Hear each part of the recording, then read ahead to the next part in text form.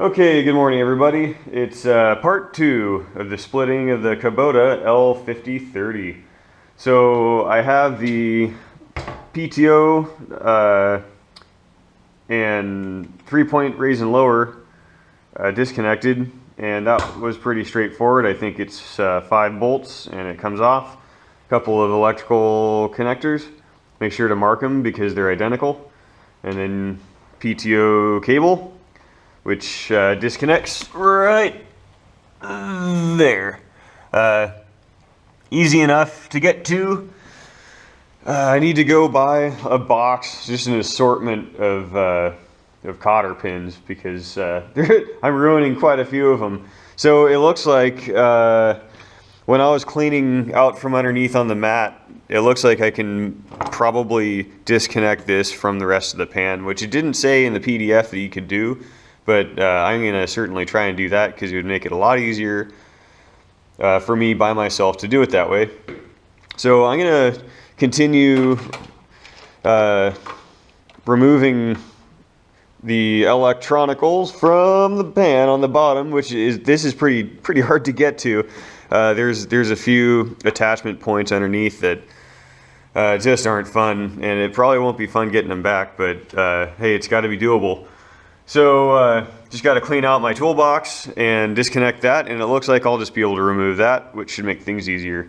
After that, I'll be moving on to the dash, and I'll let you guys know how all of this goes. Alright everybody, so I forgot to charge the GoPro, and I ended up not recording a bunch of what I was doing. So it said that it had 2 bars and 2 bars of juice in it, and pretty much died immediately. So I didn't want that to slow me down, so I got back to work. So it's getting close to getting ready for splitting. So I'm a little bit spacey today, guys. I've been really sick, like really bad sick. So I'm not sure if it's the flu or what it is, but my head is not right. So if if I come off like a total idiot in this video, I'm just not thinking straight today. So yeah, so the dash, I would have to say, so far has been the most difficult part of this disassembly. So I don't know if you guys can see it, but there's your steering shaft, and then here's your steering knuckle. So disconnecting those two is a little bit of a pain. Getting them back together is going to be much more of a pain. The shaft for the shuttle shift, aligning that up with its universal joint, will also not be fun. So the dash assembly, it's really awkward, and I would say it probably weighs about 80 or 90 pounds or so, and it's just awkward. So in a way, I mean, I'm glad I didn't totally disassemble it, because that would have been a lot more work in my opinion. But so yeah, that is the biggest pain so far about this whole thing.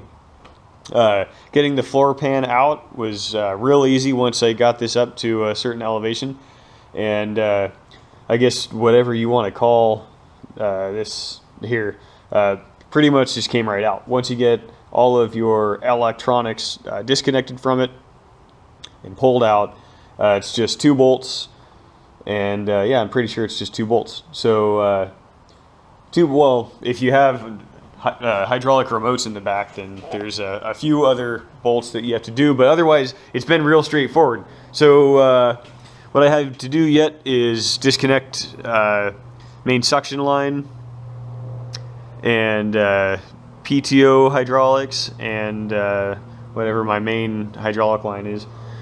So I've got some of that to deal with yet, and my front drive shaft I have to disconnect and put my stands on. I'll put the stands on. So I made stands that bolt here to the loader frame, and I think that's going to work out pretty good.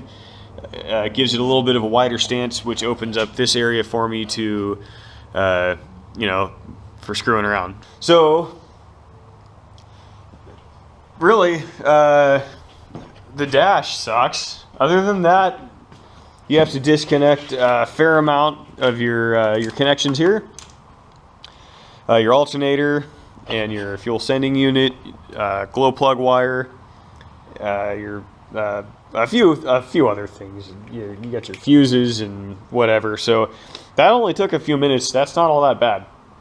So it's ready to split, just about, and I'm getting pretty excited about that. So here are the stands that I made. I got roughly 400-pound casters, I believe, and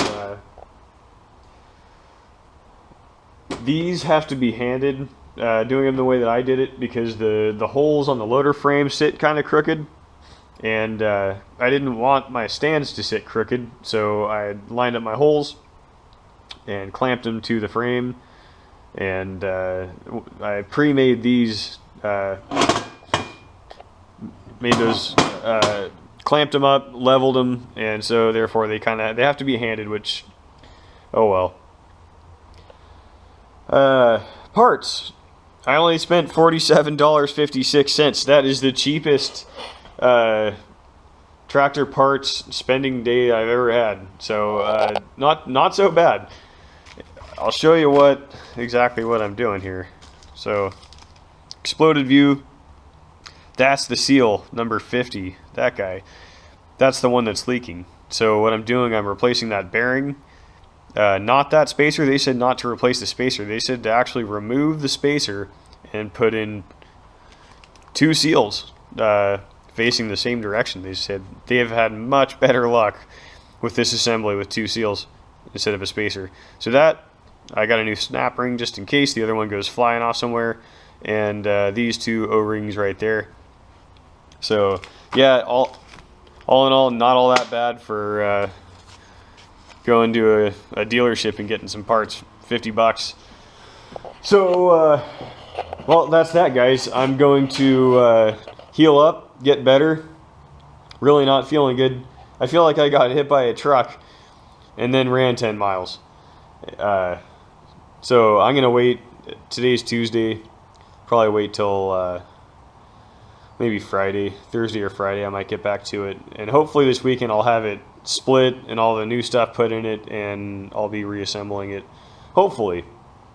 So, well, thanks for watching number 2, guys. Sorry I didn't have any impressive action shots to show you or anything, but just wanted to get you up to speed as to where I'm at. So, yeah, thanks for watching, and take good care.